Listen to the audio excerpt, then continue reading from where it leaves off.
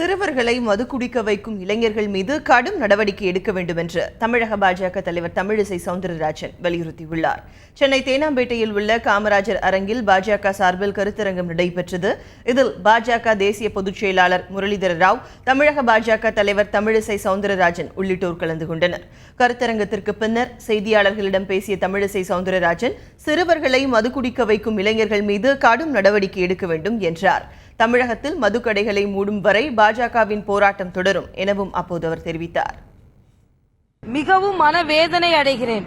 பெரியவர்களை தாண்டி, இளைஞர்களை தாண்டி, மாணவர்களை தாண்டி இன்று குழந்தைகளை சென்று அடைந்திருக்கிறது இந்த மிக மோசமான ஒரு மது என்ற கொடூர அரக்கன்.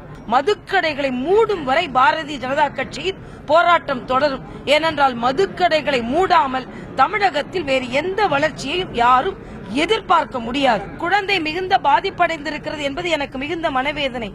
ஆனால் கிடைக்கும் அளவிற்கு எங்கு பார்த்தாலும் ஒரு தெருவில் 4 கடைகள் இருக்கிறது, கிடைக்கிறது, குழந்தைகளுக்கு ஊற்றுக் கொடுக்க முடிகிறது. ஆக இது மிக மிக பாதகமான செயல். இதை செய்பவர்கள் கடுமையான தண்டனைக்குள்ளாக்கப்பட வேண்டும்.